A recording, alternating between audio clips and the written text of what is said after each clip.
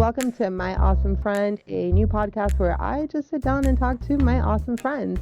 And today we have Dr. Alysse Richardson with us, and we're going to find out why she's so awesome and one of my favorite people, aside from the fact that we share a ridiculous love for K-pop dramas, and so ridiculous, and we share a list and, stories and different shows to watch. So I love that we have that, just you and I. Same.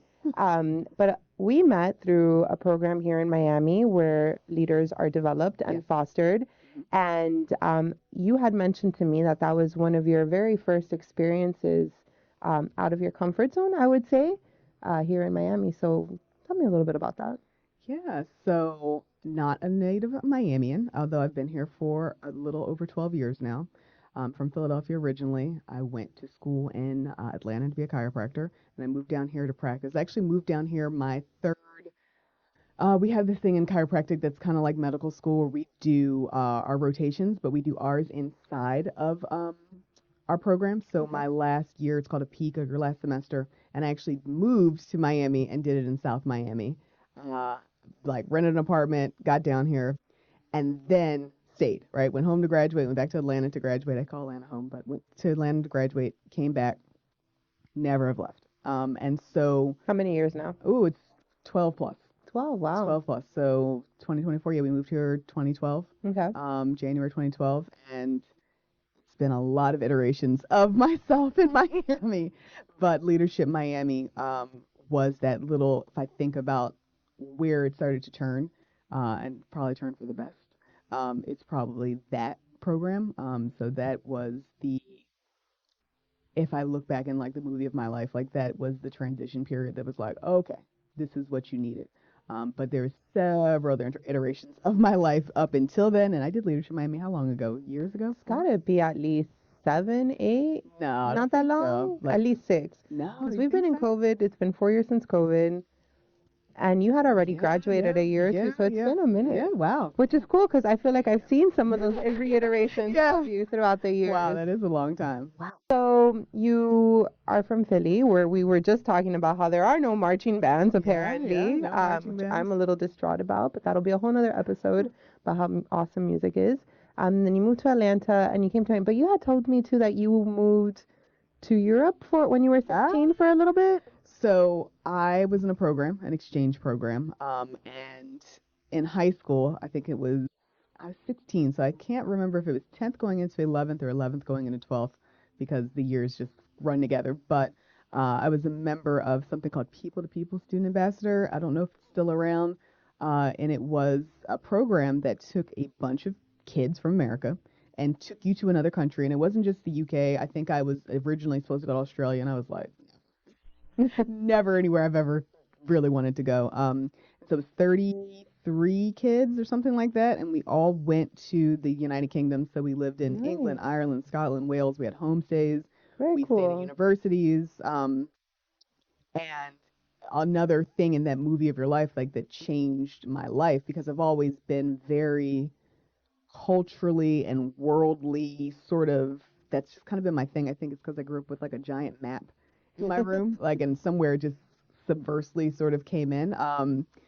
But yeah, so I got to live in the United Kingdom, and it was 3 adults. So 3 adults with 30 kids means you were by yourself, right? Oh, geez, yeah. You were completely by yourself. And some of us still to this day, one of my really good friends, Anne, I made out of this trip. Nice. Right?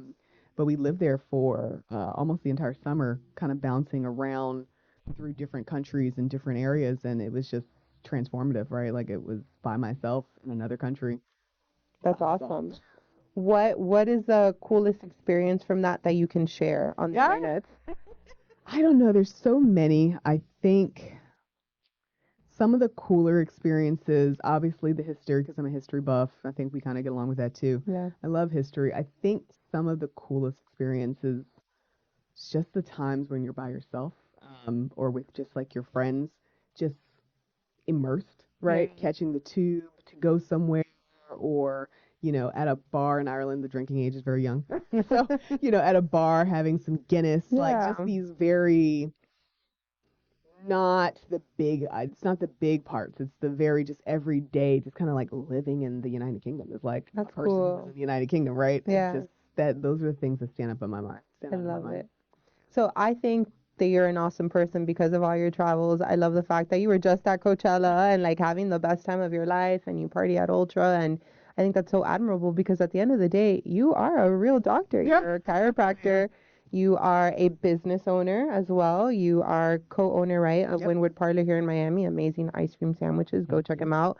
And I think you're on Gold Belly now too. So if you're watching nationally and you need some ice cream sandwiches, I got you. Yeah, No for sure. No shameless plug here for my friends at all. Appreciate it. But I really do admire how you comport yourself and how you manage your time, which is, if you want to share a little tip or trick on how you manage your time, because you do so much. Sure. So we do a lot, right? Yeah. And almost to a point where sometimes it is too much, right? There is a point where sometimes I have a conversation with Larry, who's my fiance, Lawrence. Who I just found out is a French horn player like me, so yeah, for what it's worth, all the band geeks. His professional name. So we talk sometimes where I have to be like, time out. Like, I need a break. Like, we are very much movers, right? Yeah. And it comes from the nature of what his job is, the nature of how we met. We both met working in nightlife. Larry owned a bar that I applied to be a bartender, who was a terrible bartender. And then encouraged me to work in nightclubs. So we have like a very sort of background to begin with. And that's when I was in school. We moved here and I started working on the beach. And so those connections, Larry works in sports and entertainment. So it's just a lot of things always kind of at our footsteps, at our doorstep, a lot of opportunities to do a lot of things. And I think how we manage it sometimes is that I think people think that you have to do this or that. Yeah. I had a friend who, we really good friend of ours, but he was like, oh, you guys went to Japan in last fall. And it's like, oh, I could never go if I didn't have like a month to like, or at least 2 weeks or something. Yeah. It's just like, yeah, I feel like when you find pockets of time where you can do things, you just have to do it. Yeah. And I think there's some nuance in a lot of things that people don't execute. So it's like, no, I'm not going to wait till I have 2 weeks to do something, to go do something.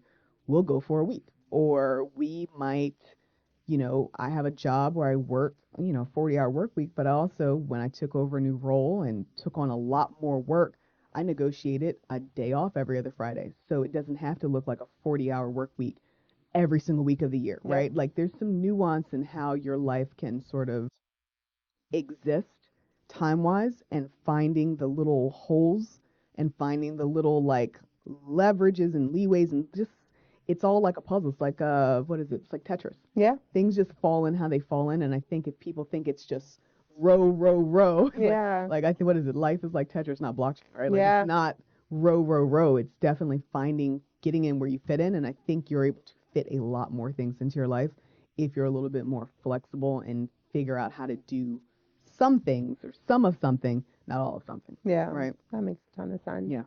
And so I love that you auditioned to be an NFL cheerleader, right, for the Eagles. Yeah. And, on this spirit of you going to the UK at 16, going to Atlanta, coming to Miami, even doing something like our leadership program, which I very much think is like MTV's Real World, 16 strangers in a house or in, in a boardroom in this instant, and you're put together to do a community service project and you just go to town. But to me, you're incredibly fearless. And it may be a facade, it may be smoke and mirrors, we may be faking it till we make it, but it's super admirable. Even just auditioning for, an NFL team, that's huge. Are you fearless? How do you get through it? Do you just are like, screw this is my best Sasha Fierce, I'm just gonna do it? Well, yeah. Just go forth. Yeah. Yes and no, right? I think there is a little delulu, right? And I think, being an only child, I'm an only grandchild. I'm an only child too. Oh, really? We know this about each other. Now we like each other more. Yeah, I'm an only child. I'm an only grandchild on the side that I grew up on. Okay. I mean, my mother's side of the family, I have tons of cousins. But the household I grew up in, my aunt and my uncle didn't have children. So a little delulu in the sense of like, I almost had to do things or I'd be kind of by myself, right? And I grew up in the 90s, I'm an 80s baby. I grew up in like the 90s inner city Philadelphia where like we went outside. Yeah. You went outside to play. You were out until the street lights came on. And so being able to go do things, there were no tablets and sitting at home all day long. Yeah. Like you had to make yourself go do things. And I think, also being poured into by my family, you're just you, so we're gonna make you the best version of you Yeah. can be. I'm very type A, right? I'm an Aries. I have all these type A qualities. But I think sometimes it's a little bit fake it till you make it. Yeah. Like I think I do things scared. But I also think that there was a long run of being fearless, and then there was like a wall, right? Yeah. Where like there was a serious wall, and this is pre-pandemic, where like I don't know what happened, but fearlessness went out the door. Like I was petrified, like not just petrified, but just like very stuck, and I couldn't quite understand this fearless thing that I have, where like yeah, I did go to Europe by myself essentially, and I did try out, against the girls to do something. It's just like a little bit of, like I said, it's a little delulu, right? Like it's like, oh, I can do this. I'm, great at this kind of stuff. But something in this Miami experience, and that's why I said Leadership Miami is the best thing I did, because something in this Miami experience really, really messed with me, right? Like, and I think it was the first time that I had dealt with like discrimination and prejudice head on, because being from Philadelphia, it's not the South, right? Yeah. And there's some things that are very different than my upbringing versus like Larry's, who's a little older than me, but still very different upbringings. My earliest memory is kindergarten in terms of school, and my closest friends was a Himalayan kid, a Mexican kid named Marco, a girl named Mary who was Finnish. Like, oh wow, I had a girlfriend Jackie who was Japanese, whose her mother made her little like rice balls shaped like pandas. Nice. I had another girlfriend who was black. And we spoke 51 different languages in the school. Beautiful. And that's always kind of how it's been. So I've never experienced someone not liking me based off the color of my skin, not adding me to something based off the color of my skin. And when I moved to Miami, it was like, whoa, because I'm dealing with Southern sort of post Jim Crow, just things that are just indicative to the South. And then I was dealing with like a little bit of like a cultural thing in Hispanic culture where, I don't know if it's, what is it, Mejor la Raza or something like that, where like it's this concept of like maybe brown skin is not the best skin. Oh, mejorar la raza. Mejorar For la those raza. who don't speak Spanish out there, that means better your race, basically. Right. It's a very old mentality, yeah. So it's a very old mentality that really existed in South Miami, right? And this is 12 years ago. So this is not like, I'm not talking about the 80s. Yeah, This is recent. And I was just facing prejudice that I just had never experienced before. And somewhere it was chipping away at me. Okay. And I don't think I even realized how it was chipping away at me. And I kept coming up to these experiences. I think when I moved to Miami, I was working on South Beach because that's what I was at school. I was a waitress. I make a lot of money as a waitress, probably more than I was as a chiropractor, cash. And I remember a guy telling me, like, yo, you're the best interview that I've ever had today. And I was like, oh, thank you, I got the job. He's like, but I can't hire you. No. And I'm like, and this is like very week 1, week 2.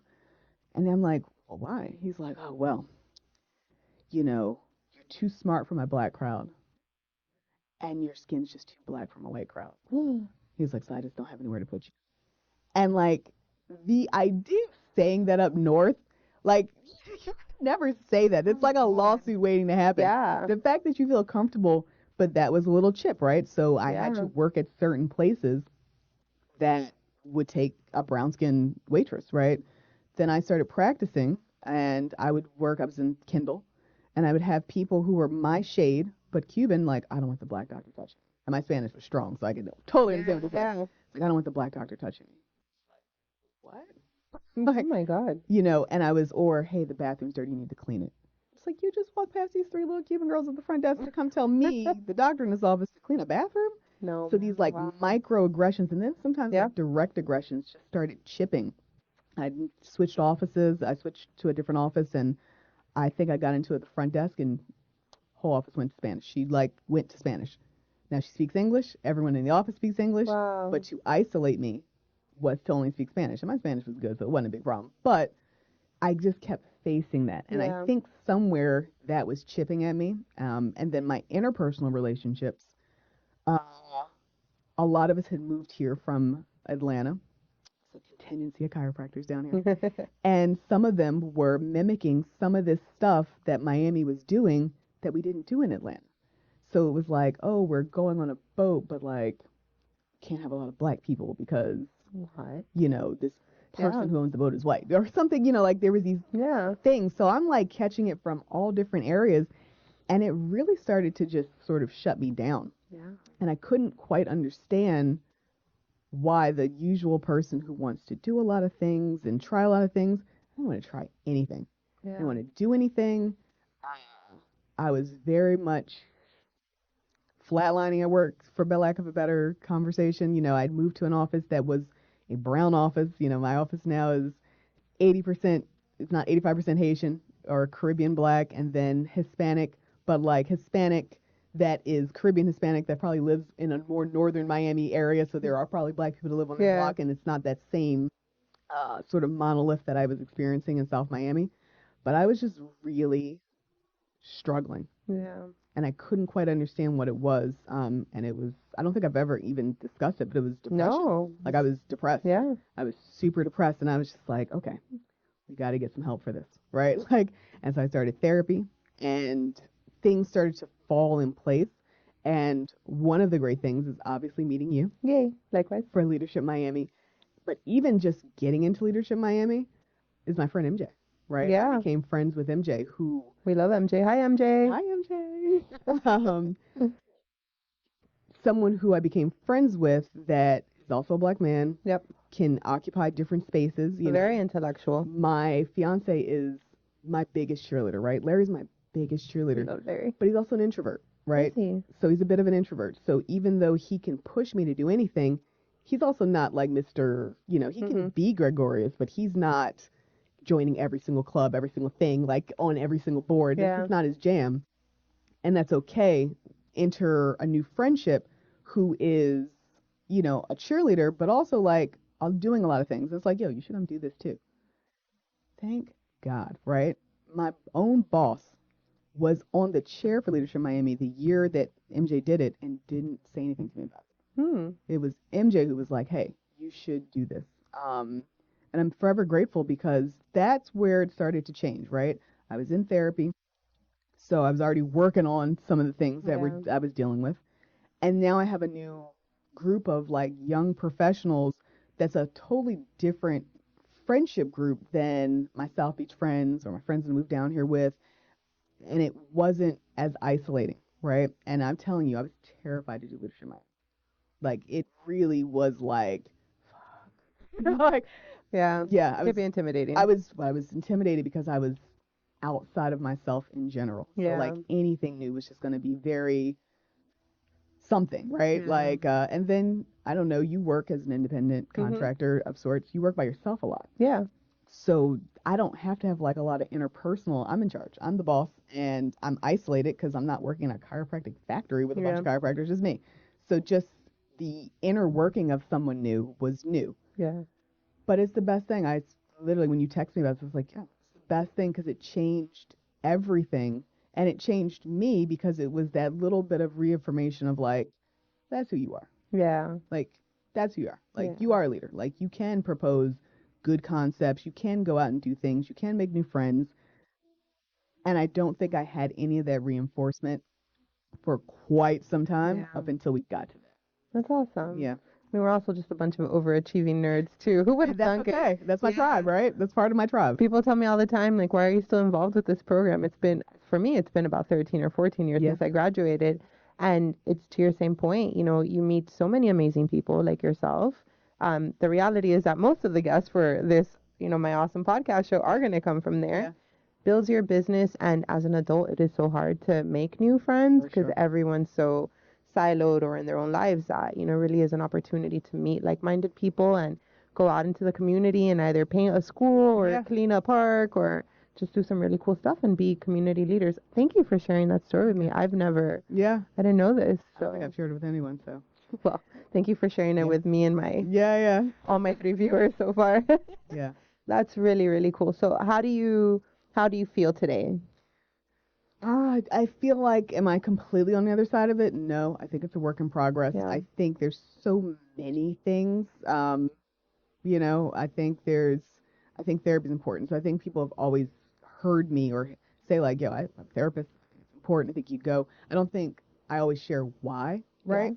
Um, and I think like depression's a real thing. And I Yeah. think for someone like me that's a type A person who is a control freak, a little bit of a perfectionist, you know, what it looks like is important to me.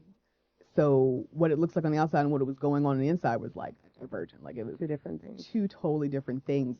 And I'm working on, putting them together. And are they much closer together? Much closer. Like I'm such in a better position, but it's a work in progress because now we have the next adult things, right? Yeah. Like now it's not trying to find friendships and colleagues and other activities. Now we're talking about, what about children? What about marriage? What about the next iteration of career? Like, so there's still some things that is a work in progress, but I feel much, much better. Right.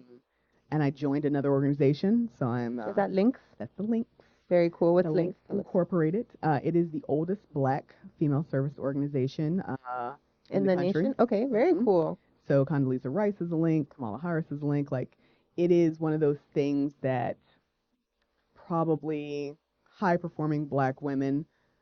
It's a social organization. It's called, Linked by Friendship, Connect, and Service that do the same thing we're doing, Leadership Miami. It's community based. It's to improve the African diaspora. Okay. And so I was invited. It's by invite only. You kind of got to get tapped. Congrats, congrats. But I don't think I could have even got tapped without Leadership Miami, right? Or without therapy or without like working through Yeah. my ish to be able to get to a point where like, yeah, I'm a leader in title, but like I'm a leader in substance as well, right? Yeah. And it took that time to get there to even get the tap and to feel comfortable to accept it, right? And so yeah, so this is my first year as a link, and you're a link forever as long as you complete, Congrats. some of the Yeah. metrics that you need to complete. But it's a big deal, right? Yeah. It was a big deal, and it was something that again was like, oh shoot, I don't know. Yeah. This fearless running head first into things is not quite my jam anymore. Yeah. And I'm very happy that I said yes. Good. And I feel connected to Miami in a different way. I feel connected to Miami professionally, and I have all these friendships now that, yes, we're friends, we talk about K-drama, but also if I need to do some business, I can call you up, right? Like, Yeah. or if someone else needs to do some business, I can call you up and connect you. Which you have, thank you, with Tiffany, who's Yeah. got an amazing nonprofit coming soon. Yeah, I We'll cannot have to wait to put see her her. on here too. I can't wait to Yeah. see Tiffany's going to be an amazing guest. She's awesome. She's going to be amazing. I love her. She's going to be like, yeah, Shout out to Tiffany and Shout out to Tiffany. All Men Belong, which is her nonprofit that that's she's the name opening. of it. Yeah, All Oh, Men that's very Belong. cool. So I have that tribe. With the links now, I have the connection to a community that looks like me, Yeah. right? Because I'm not from Miami natively. So But you're also a beautiful mix, right? What is your culture? no, I'm African American. I thought you had some Native American in it Oh, too. so I guess we do, yeah. You sure? Yeah, Yeah. we do. So well, I am Black, but yes, there is a mix in there. So my grandmother is Irish and Native American and Black. My that's my mother's mother.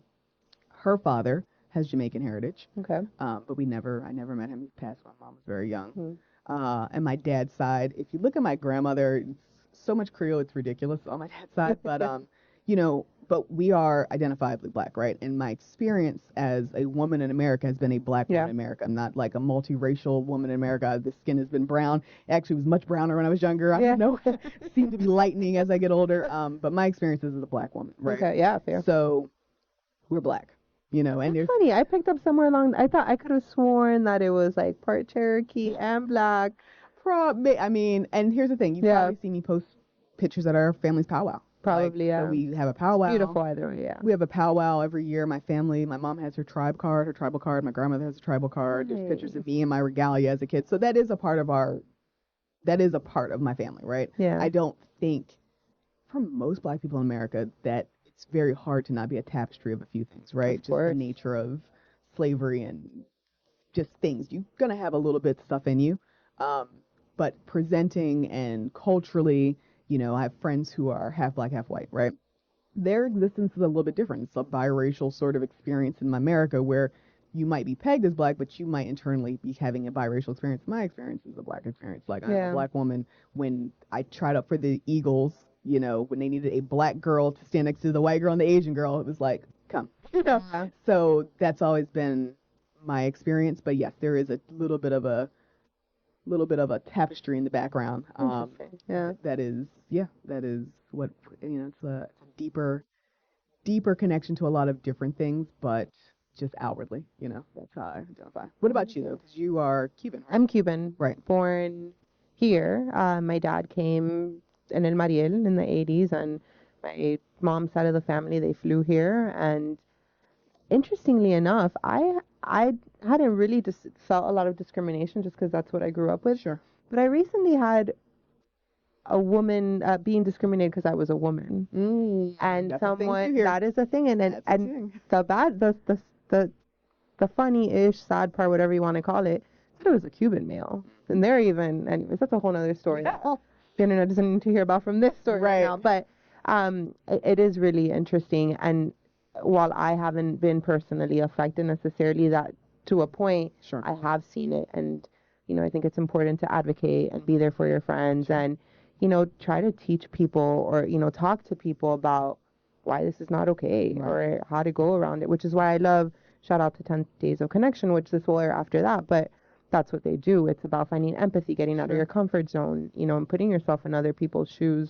whether it's if they're black, poor, have a disability, things like that. That would make for a much happier and better place in the world, which is why we're doing this too, because quite frankly, I'm over all the terrible news in the world and the this and the that. I don't even want to state it, but so over it. So you go to Europe at 16, you try out for the NFL cheerleading team, become a chiropractor, but you also did pageant, which I kind of feel a little bit of pageant hair going on. I put the pageant hair on because, when you said we were being recorded, I also just needed to, I don't know if you saw my Instagram, I was like, please someone come wash my hair. I just also needed to wash my hair. I had like Coachella desert dust in my hair for like. Oh my God, do you still have dust in your lungs? Okay, good. I'm clean, but there's no time to do it. It's a lot of hair, so there was no time to do it. I washed my hair last night for you. I washed your hair because I was dying. But yeah, so same thing, like the little bit of the Delulu syndrome. Like, I am going to be Miss USA, right? Like, my girlfriend, who I cheered with in the Eagles, Gina, shout out Gina, she tried out for Miss Pennsylvania USA and won. And I was like, she can do it. I can do it. Like, and not by no means is Gina not beautiful and smart, but I'm just like, oh, this is a possible thing? Yeah. Let's do it. And I went and tried out. I actually did Miss Georgia first. Nice. A couple years of Miss Georgia. Southern pageants ain't no joke, girl. I'm going to need a photo so I can insert it right here. I got you. Bye. Southern pageants ain't no joke, honey. And I was like, you know what? I might have a better chance of back where I'm from. So my last year I did it in Miss Pennsylvania before I aged out, right? Nice. And I did it in Pennsylvania and got much, much closer. Still feel like I was wrong. But that's awesome. I got much closer. And, I like Pat, but I also grew up as a dancer. Yeah. So the performance and performative aspect, that's always going to be there, right? You saw me and my dad at your Oh, did I? Should insert that video. Insert karaoke video here. You said so, and that's my dad's personality as well, right? My mom too. We're just like on. Yeah. So it's not a hard thing, and I think that also makes how I doctor a certain way as well, because I'm just on, right? Like that is the nature. But I also can turn off, right? Yeah. Like I also know how to just kind of take it home and ride home in silence. But the pageant thing was great because I think people think pageants are all just like pretty and like who has the best dress. And yes, but it's also a little bit here, right? Like the psychological games that these ladies are playing with each other and playing with judges and like, oh my God. It's very few pageant girls that are dum-dums, right? Interesting. Because you have to have an EQ that is so high and also an IQ because they're asking you questions, right? You can't sound like, well, I just like pink. You have to, you kind of got to be like a triple threat. And this is USA system. Now, if we add Miss America system where there's an actual talent, can't hold a note if it had a handle. But this is like a thing. So I think there's a competitive side of me that really likes competing. I was a dancer. I played sports. Like, I kind of like competing. This is why we're friends. Yeah. I'm huge on competing. I like competing. Like, I remember getting hired at my job, right? So I work for a very, very prominent doctor. I won't say it because his name, but I work for a very prominent doctor here. It's very Miami famous. And I remember my very first holiday party. We went to go play basketball. It was Dave & Buster's. And his wife leaned to me. She's like, don't beat him. And I was like, I'm going to beat him now. I'm like, I'm going to destroy this. I'm going to destroy this man. Like, I cannot wait to, like, I'm going to destroy this man. And she saw it in my eyes, and she, like, caught me before we started the game. She's like, don't beat him. Like, do not beat him. And so there's the machismo you're talking about. But it's like a Miami thing or Caribbean Miami thing. But the competing, like, I want to beat you. So I want to beat you in walking, in turning, in twirling my dress. I want to beat you in the makeup application. I want to beat you in my answer. I just want to beat you. Like, I want to win, right? So, like, pageants were great for me. Yeah. And I don't think I've had anything since then that I've had to be, like, overtly competitive about, which, you know. I am down for a good competition. I love competition. Whenever. I love competition. Like, you know, like, I want to win. Yeah. It comes back to that type A thing. Like, I want to win. I want to beat you. And then I want to talk ish about winning. I don't want to just win. I want to, like, drive it in. Right? Yeah. Funny enough, that's how me and MJ became friends. We were playing at our friend Chickie's house. Shout out to Chickie, another awesome friend. And we were playing Uno, and Chickie was just beating the brakes off of us.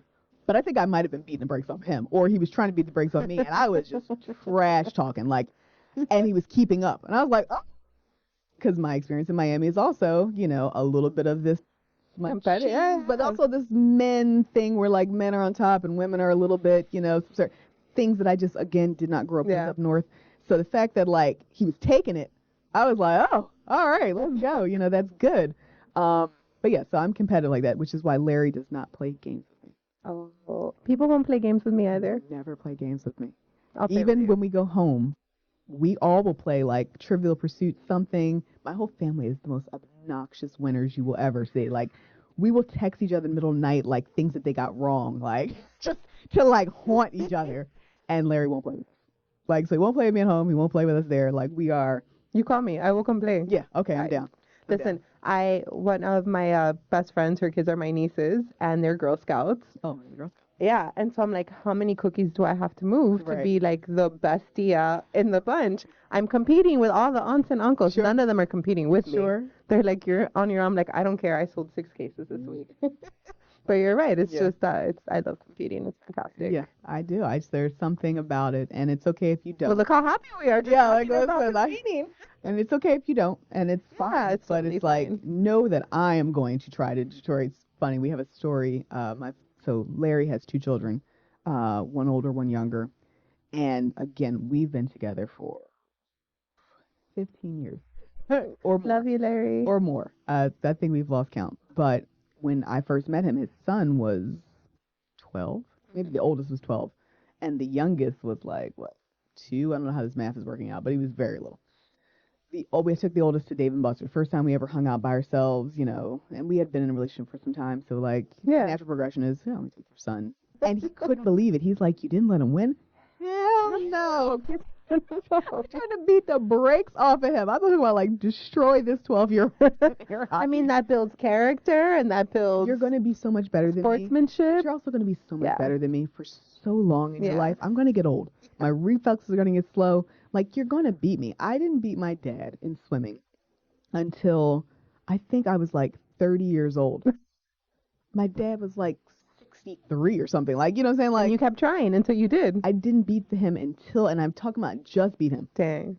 30. My entire life trying to beat my dad. Dang. So, like, I'm going to beat you at some point, right? And now, if I've raced my dad, I'll probably beat the brakes off my dad at this point. But it's also going to have, like, a level off, right? Where I'm going to start moving a little slower, too. But, yeah, I was like, no, I'm going to beat the brakes off this kid. Oh, Larry's just like, I can't believe you beat him. Yes. Yes. I'm telling you, it's sportsmanship, it's integrity. It'll teach him. Yeah, win because you won, not because I gave it to you. Yeah. I don't know if you know this about me, but I used to be a competitive dragon boat paddler. Really? Yeah. Talk about this? No. We were talking about the names of it. Maybe. Because we call it crew up in Philly. Oh, yeah. But you just reminded me of this one time that we raced in Florida. We have the villages, which most people know them for their little loofah things that hang off the golf carts. Wait, are you talking about the old people area? The older people, yeah. You're talking about the villages down in Kendall or like the village? Oh no, like the villages in Florida. Florida, yeah. Yeah, that they drive around with their golf carts. Yeah. So there are a lot of ex-military people there, and they have nothing to do, so they train every morning. And we were racing them, and we were, I don't know, this was like 8 years ago, a whole young team, like really strapping guys, and my little tubby butt in there, and like, it was just a good mix, but we were all good. We were like the top team at the time. Man, did they give us a run for our money? Really? We were, it was like neck and neck. We were like, we can't let them win. We beat them. Right. But man, did they give us a run for their money. Can't just let you win. We can't. Can't just let you win. Can't. Competing is the best. So I think we've been talking for quite some time, but I do want to throw some quick fire questions at you. You ready? I'm ready. Okay. Favorite K-pop drama? Boys Over Flowers. Oh my God, yes! And close second is Goblin. I haven't watched it yet. Oh, it's so good. Okay. Yeah, Goblin. Lee Min-ho, we love you so much. I love him. Self-care. What do you do? Keep myself up, right? I think that is I have so many friends that have transitioned into, and this is a quick fire question, so, but just to elaborate, I have so many friends that have started to have children. I just turned 40. We're aging, you know what I'm saying, to a certain extent, and it's just letting things go. And I think how you feel is how you look is how you feel. And when you feel like you look good, you feel good. And so I think my self-care is always like not letting it slide, right? Like if it's doing an extra curl, if it's doing my eyebrows, if it's, whatever the case is, it's just like the self-care is keeping myself up because if I feel like I look good, then somewhere I'll trick myself into feeling better, right? Or I'll feel good, even if it's just temporarily. But I think that's a huge self-care thing that people kind of skip out on. It's just like, just put on a good shirt, like put your hair, like curl your hair, like something, right? So yeah. And as a young kid say, you slay, to be quite honest. If anyone follows you on Instagram, you're adorable, you're always dolled up, cute outfits. Last book you read? No. No. So I'm just not a huge reader. We were just talking about and that's this. Okay. Yeah, no, for sure. I am a TV person, and I'm also a magazine, online, like journal, like Medium, things like that. What are your favorites or go-tos? So I love an Architectural Digest, right? Like I've had only magazine that I get. I also read like a lot of my trade professional magazines because I feel like even though I work for someone else, who knows how long that'll be, right? It could be forever, it could not be. But I also want to be as up and informative about my profession as possible. And because we don't work in like a hospital setting where there's a bunch of chiropractors and go talk to about something, it's like kind of sometimes the only outlet that I get about what's going on in the state of my profession or what's available or what's new or what are we doing. So I read a lot of chiropractic magazines. That's fair. I want to read so bad. I used to be such a reader, but I literally read for a living because I do content all day. So I'm like, I don't want to look at any more words. What are you jamming to right now? Either in your car, in the shower, at work? I look at this camera because it's very easy. Okay. Drake super fan. Well, self-proclaimed. It's okay. Me and my girlfriend Carly. Degrassi fan. I grew up. What? Wheelchair Jimmy? Like, yes. Dude. Yes. Funny, I had a run-in with Drake when he was Aubrey Graham when he was on Degrassi, and I was like... In Canada or here? Here, and I think it was here in the States. But I was just like, it's Wheelchair Jimmy. Jimmy. I love Degrassi, and I love seeing them in all different shows now. There's all these Degrassi people, like some of them were on The Good Witch, and they're just all, it's so cute. Paige works a lot. Paige works a lot. She sure does. The Andrea's character, she is like in the content space or some sort of YouTube space. Well, Nina Dobrev, who came out. Drake level in terms of like acting and famous. But I think I love Drake. it. I love it. Yeah. Favorite place to travel? Greece. Well, no, let me take that back. There is an island off of Greece called Corfu, which I think is the most beautiful place I've ever seen. And it's because so many different countries inhabited this. I love the south of France. Like Larry's a Greek person. I am like a Cannes, Nice, that little stretch. We stayed this year in Cap d'Aille, or last year in Cap d'Aille, which is right outside of Monaco. Beautiful. So I got to say probably south of France. Comfort food. Asian, anything. Asian anything. And your husband can cook. I Oh, mean, yeah, or he can. Larry, fiance, whatever he is. That Do you know that he could not cook up until the pandemic? Stop. He cooked me 2 meals, and they were both terrible. Oh. And in the pandemic, he was furloughed because he worked in airports, lounges.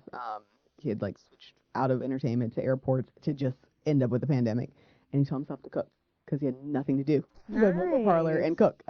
So yeah, he's an amazing cook. But that Looks is new. spectacular. So good. Oh my God, go Larry. We love So Larry. good. So good. Larry's gonna play his French horn again. I think that's pretty much it. Is there anything else that you want to share or like? No, I just really appreciate. Thank you for inviting me. Thank you. We talked about this a while ago, and it was just like a theory or an idea, or like, can we make this work? And I was like, girl, I will make this work for you. Like, I will be here to make this work for you, and I'm excited to see where this goes. Thank you. I know, talk about being fearless and just kind of doing something love it. for no reason other than why not, Yeah, you know? I love it. I love it, and I feel like there's never going to be too many voices, right? Like, so everyone's going to find their thing. I have a friend who is a emotional relationship coach, and she's worked in fintech forever, and she just, she's very passionate. Her name's Sibel. If you Sibel POV, let me plug her. But she has found her passion in like archetypes of relationships, and now she's like 100,000 plus followers. She's done a TED Talk, and it's just like there's never too many voices. So like everyone's gonna find their thing they like. So I'm excited to see where this goes. Thank you. So grateful and like humbled a bit to like be your first guest. So thank you. And I'm humbled and honored that you were so vulnerable with me too. And I've learned so much about you today. So thank you so much, my awesome friend, for being here. Thank you for having me. Thank you to our viewers. I hope you've enjoyed this. All the subscribe and follows and all those things will be at the bottom or on the top or on the side somewhere, depending on what outlet you're watching this. And thank you. See you on the next one. Bye.